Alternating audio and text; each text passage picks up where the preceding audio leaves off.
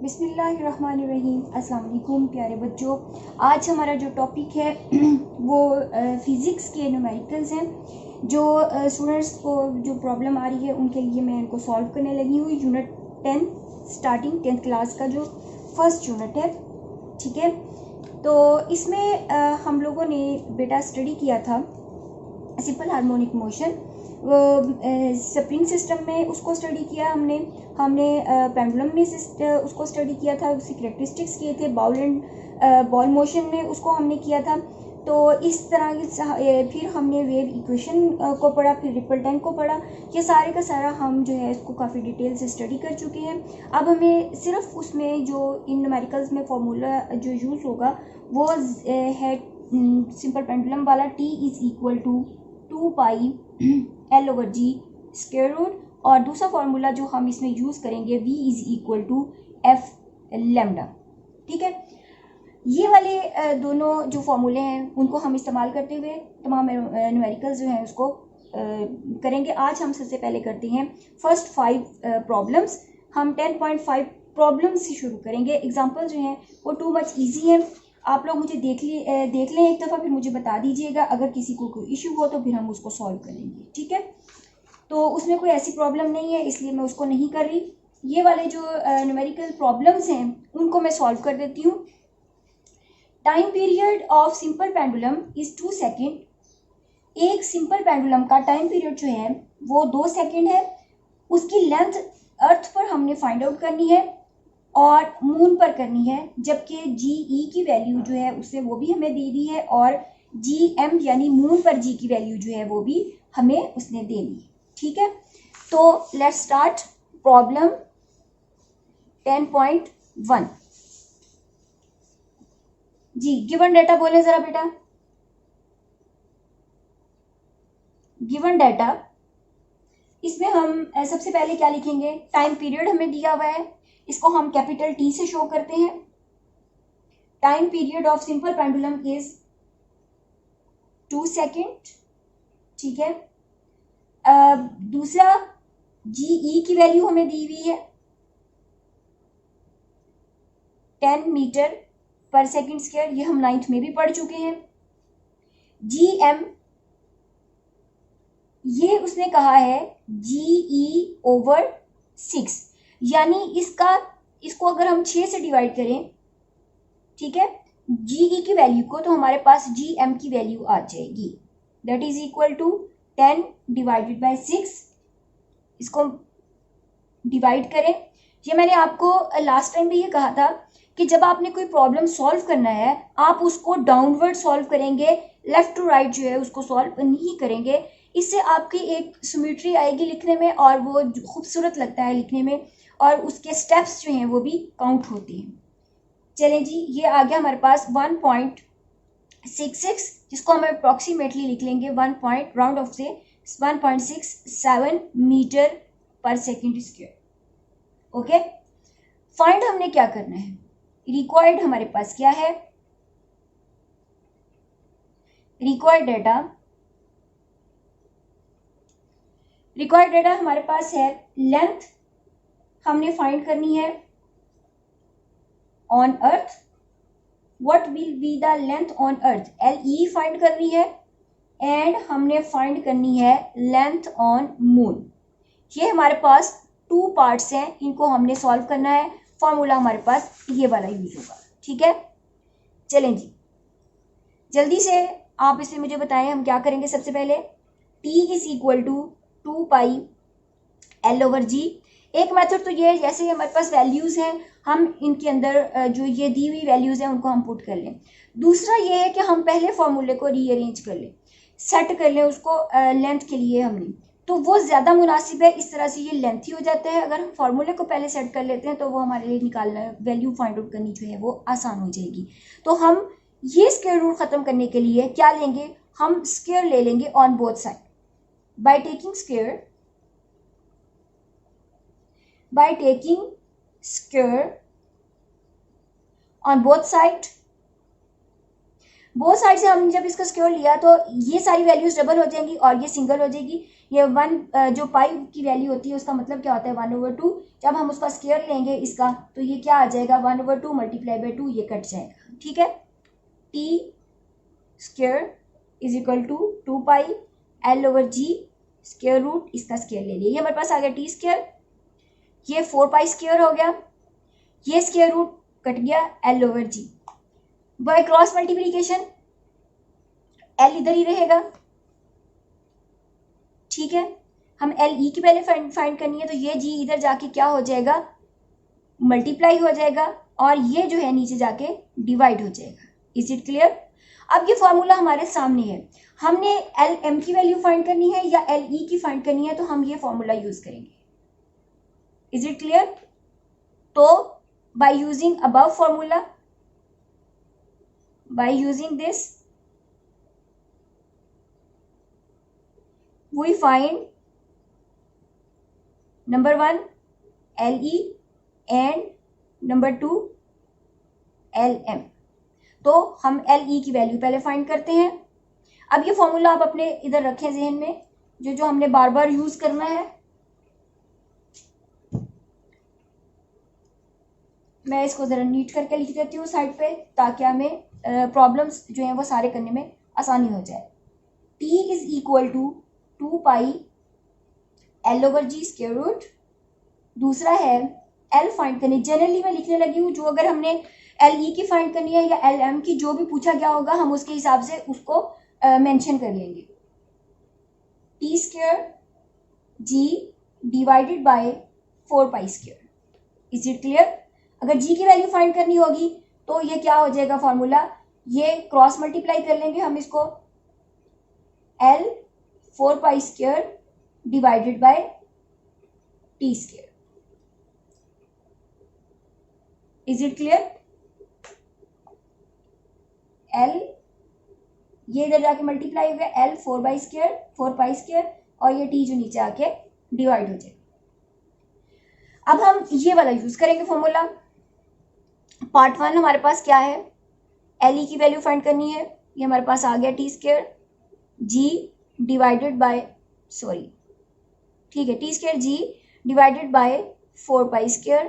LE is equal to T square कितना है हमारे पास 2 स्क्वायर, G की वैल्यू जो E है जमीन पर अर्थ पर जो है वो 10 है।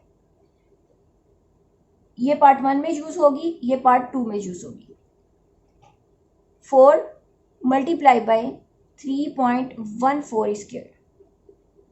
चलें जी, अब कौन बच्चा इसको करेगा जल्दी से, 4 मल्टीप्लाई बाय 10 करें मल्टीप्लाई इसको।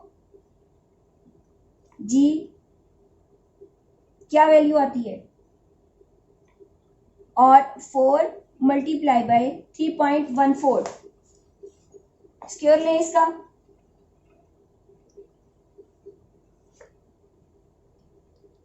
जल्दी से बेटा,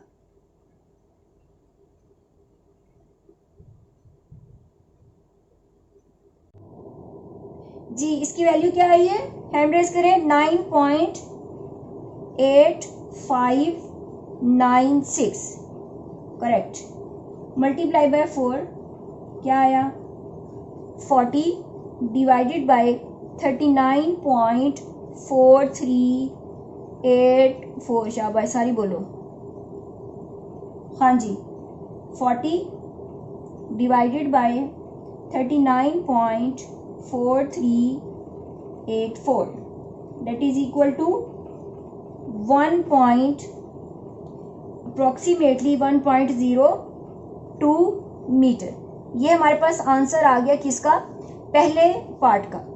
अब सेकंड पार्ट को देखें, समझ आया है कि हमने पहले क्या किया है, इसके फॉर्मूले को रीअरेंज कर लिया है। रीअरेंज करने के बाद हमारे पास जो फाइनल वैल्यू ये वाली आई है, ये हमारे पास आ गई वैल्यू, ये वाली वैल्यू, इसमें हमने पुट कर दी है ये तमाम वैल्यूज, और हमारे पास आंसर ये आ गया।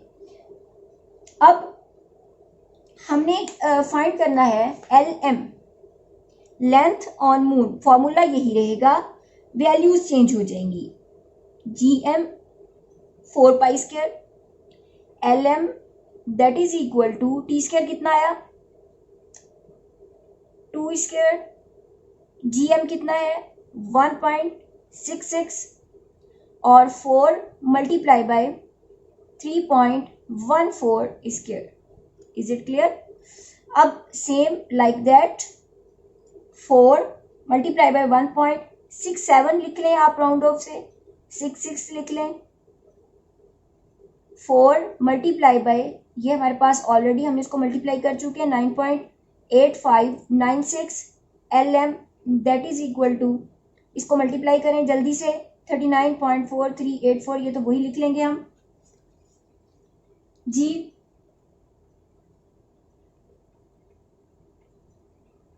Four multiply by 1.67 that is equal to 6.68. Is it clear? इसको जब हमने डिवाइड किया तो हमारे पास क्या वैल्यू आती है, निकालें जरा। 39.4384 ये आ गया। LM length on moon is equal to 0.17, ये राउंड ऑफ से आएगी, यहाँ आती है 0.169। ओके, इसको हम राउंड ऑफ से ही डायरेक्टली लिख देंगे मीटर। यूनिट लाजमी आप लिखेंगे, इसका ध्यान रखें कि अगर आप यूनिट नहीं लिखते तो आपके मार्क्स कटेंगे। वो एग्जामिनर पर डिपेंड करता है कि वो आपके कितने मार्क्स जो है वो डिडक्ट करेगा। Is it clear? जल्दी से इसे नोट डाउन करें। हो गया? चलें जी, चलिए शाबाश। ये इतना तो आप कैलकुलेट कर सकते हैं ना, करें जरा अब इसको। 10.2 ओके,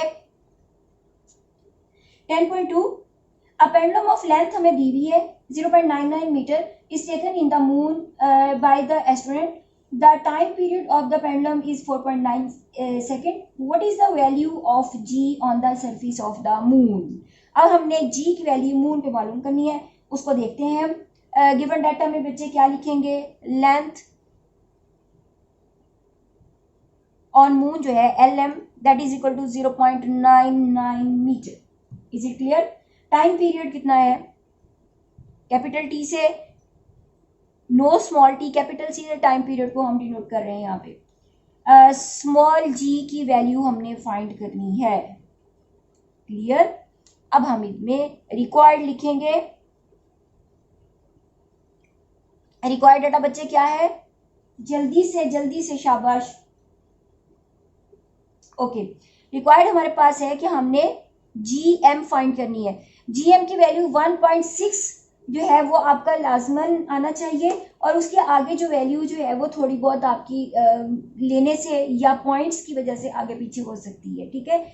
लेकिन ये हमें पता है कि लेंथ जो है वो इंडिपेंडेंट, टाइम पीरियड इंडिपेंडेंट होता है वो लेंथ पे, तो उसकी जी की वैल्यू में कोई भी टाइम पीरियड में कोई फर्क नहीं आता। ये हमने पढ़ा हुआ है ना।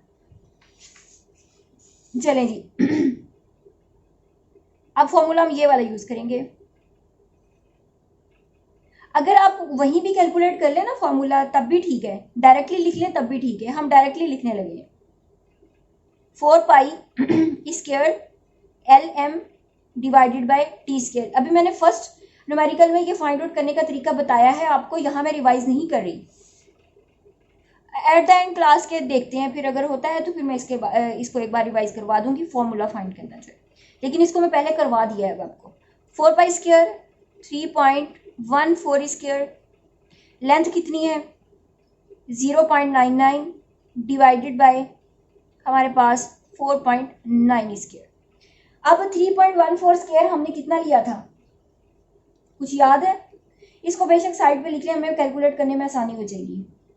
3.14 का square that is equal to 3.14 square that is equal to 9.8596। एक तरह इसको 4 से मल्टीप्लाई करते हैं, ये बार बार यूज होगा, हम टाइम सेविंग के लिए इसको लिख लेते हैं साइड पे 4384। ओके, ये हमारे पास क्या आ गया, GM that is equal to 4, इस स्टेप बाय स्टेप आप करेंगे, डायरेक्टली करने मत करें, इससे आपका कंसेप्ट जो है वो क्लियर होता है और इम्प्रेशन जो है वो बहुत अच्छा पड़ता है। दूसरा, आपकी प्रैक्टिस जो होती है उससे प्रैक्टिस में आपको ये आसानी हो जाएगी, एट द एंड प्रॉब्लम्स जो हैं वो आपके लिए प्रॉब्लम्स नहीं रहेंगी।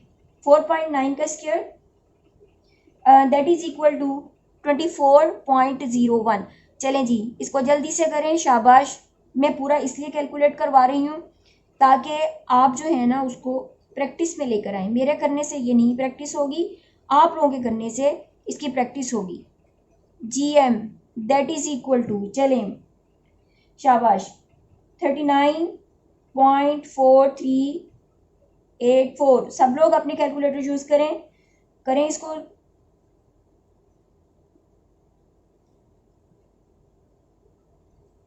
जी डिवाइड करें, किसने कर लिया है? हैंड रेस, शाबाश। क्या है आंसर? 1 पॉइंट, चलें इसको मल्टीप्लाई करने से क्या आया? 3.9044। और इसको जब हमने डिवाइड किया that is equal to 1.626। Round off से हमारे पास क्या आ गया? GM that is equal to 1.63 unit. Okay, well done, very good. अपने लिए क्लैप करें कि आप लोगों ने बहुत अच्छा इसको जो है वो जल्दी जल्दी से कैलकुलेट किया है, शाबाश।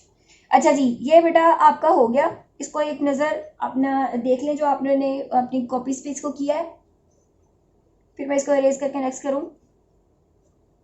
ओके, चलें जल्दी से नेक्स्ट में कौन सा फॉर्मूला यूज करेंगे? कौन सा यूज करेंगे जल्दी बताएं मुझे। पढ़ ली स्टेटमेंट इसकी? हाँ जी, टाइम पीरियड फाइंड करना है, टाइम पीरियड ही है, yes. Find the time period of a simple pendulum of 1 metre length placed on earth and moon. Moon और अर्थ पे हमने उसका टाइम पीरियड फाइंड करना है। वैल्यू ऑफ जी जो है वो उसने हमें दे दी है। वैल्यू ऑफ अर्थ और मून ये दोनों हमारे पास हैं। चले जी, given data, length that is equal to LM is equal to LE that is equal to 1 metre. Okay, GE की वैल्यू क्या है? 10 मीटर पर सेकेंड स्क्वायर, ये हमारा थर्ड न्यूमेरिकल है।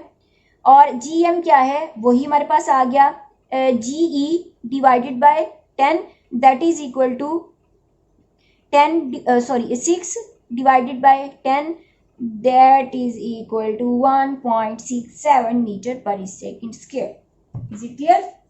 नेक्स्ट, अब हमने क्या करना है? हमने फाइंड क्या करना है? रिक्वायर्ड डाटा हमारे पास क्या है? रिक्वायर्ड इज, तेज शाबाश, क्योंकि आप लोग मुझसे पहले करेंगे, वेरी नाइस। हमने time period on earth find करना है, हमने time period on moon find करना है, वेल डन। किस बच्चे ने कैलकुलेट कर लिया? First part, TE is equal to ओ 2 पाई L ओवर G, शाबाश। TE किसकी इक्वल है? 2 मल्टीप्लाई बाय 3.14, L की वैल्यू 1, G की value 10 square root TE that is equal to, multiply करें जल्दी से, शाबाश जल्दी मल्टीप्लाई करें।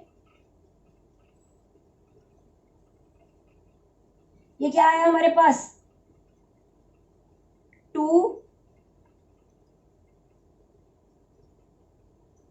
6.28 और इसका स्क्वायर रूट कितना आ गया हमारे पास? 0.1 का स्क्वायर रूट फाइंड जल्दी। 6.28 multiply by 0.3162 that is equal to 1.98 seconds. Very good, ये तो आप लोगों ने बहुत अच्छा किया है न्यूमेरिकल। एक दफ़ा इसको ज़रा मैच कर लें, एनी मिस्टेक मेरा भी चेक करें जल्दी से।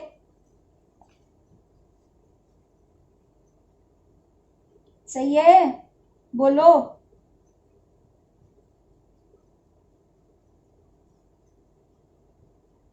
ठीक है, इज इट क्लियर? वेल, अच्छा जी, अब हमने नेक्स्ट न्यूमेरिकल करना है, उसमें हमने क्या फाइंड करना है? ट्रेस करूं? नेक्स्ट न्यूमेरिकल, चलो बच्चों जल्दी से, जल्दी जल्दी बोलें।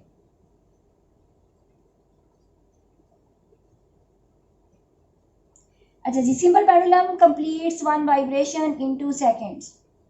हाँ जी, अब ये बताएं मुझे, एक सिंपल पेंडुलम अपना वाइब्रेशन 2 सेकेंड में कंप्लीट करता है, ये क्या चीज़ है? Time period. कैलकुलेट इस लेंथ। अब हमने लेंथ फाइंड करनी है। लेंथ का फॉर्मूला हमारे पास है, given data number of vibration in unit time, time period, G is equal to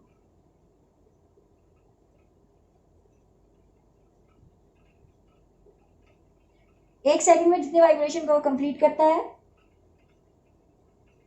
और 2 सेकंड में वो जितनी वाइब्रेशन वो 2 सेकंड्स में कंप्लीट करता है 1 वाइब्रेशन, वो that is equal to time period के। और जी की वैल्यू हमारे पास कितनी है? 10 मीटर पर सेकेंड स्क्वायर। हमने फाइंड क्या करना है? कौन सा है? सॉरी मैंने नहीं लिखा ऊपर। अब ठीक है, चलें जी। लेंथ हमने फाइंड करनी है, तो लेंथ का फॉर्मूला क्या है हम फाइंड कर चुके हैं, 4 pi square L divided by T square. इसमें वैल्यूज पुट करें, 4 multiply by 3.14 square multiply by, यहाँ क्या आएगा? Sorry, 4 pi square T square G divided by 4 pi square. मैंने गलत लिख दिया था बेटा, थैंक यू, पॉइंट आउट की मेरी मिस्टेक। टी स्क्वायर कितना है हमारे पास? 2 square multiply by 10, 4 multiply by 3.14 square. L is equal to 4 multiply by 10 divided by 4, 3.14, well done, 9.8596। अब इसको मल्टीप्लाई किया बच्चे, क्या आया? 39.4384। हाँ जी, क्या आ गया? करें जरा 40 से divide.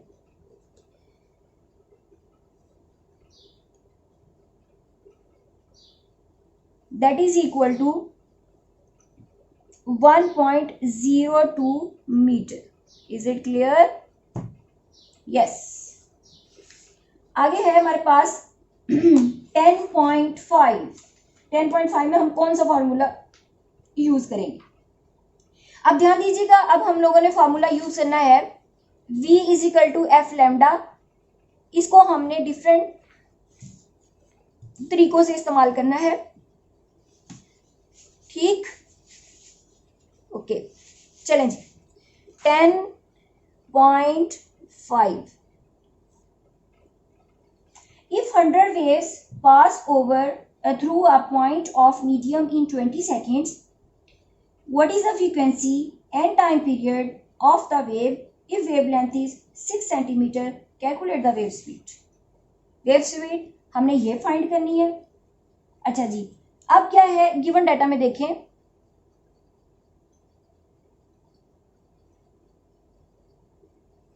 Given data number of waves, total number of waves कितनी है? ये ध्यान से देखिएगा, नंबर ऑफ वेव्स हमारे पास कितनी है? टोटल वेव जितनी गुजर रही हैं वो 100 हैं।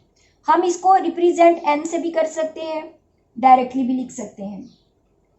अच्छा जी, कितने सेकंड्स में गुजरती हैं? टाइम टेकन कितना है इनके गुजरने के लिए? टाइम टेकन वेव्स के लिए कितना है? Small t, that is equal to 20 seconds. Wavelength is equal to 6 centimetre. Centimetre को कन्वर्ट करने के लिए हम क्या करेंगे? 100 से इसको डिवाइड कर देंगे, that is equal to 0.06 metre. Is it clear? अब हमने रिक्वायर्ड क्या है? हमें रिक्वायर्ड डाटा वो कह रहा है कि वेवलेंथ इज 6 सेंटीमीटर, ये मैंने आपको बता दिया। What is the frequency, number 1। What is the time period, number 2। Number 3, हमने फाइंड करनी है वेव स्पीड।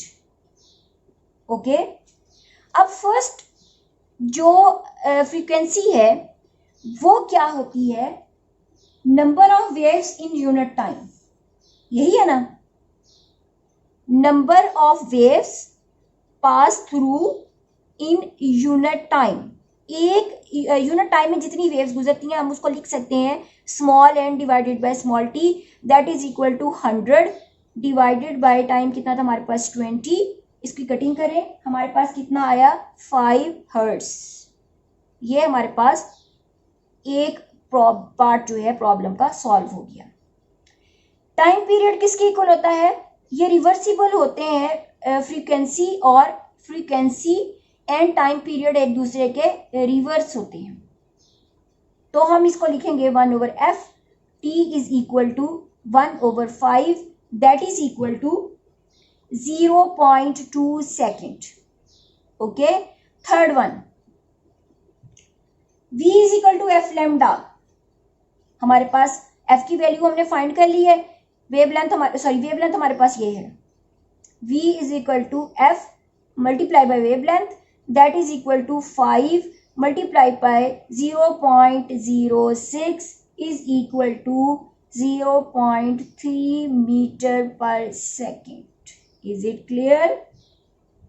तो मेरे प्यारे बच्चों, आज हमारे 5 प्रॉब्लम जो हैं वो सॉल्व हो गए हैं। इंशाल्लाह अब हम नेक्स्ट क्लास में जो है वो नेक्स्ट 5 प्रॉब्लम जो है उनको सॉल्व करेंगे। तब तक के लिए अल्लाह हाफिज। इतना काम हजम करें, नीट करें, उसके बाद इसका टेस्ट दें, देन हम नेक्स्ट 5 जो है उनको सॉल्व करेंगे।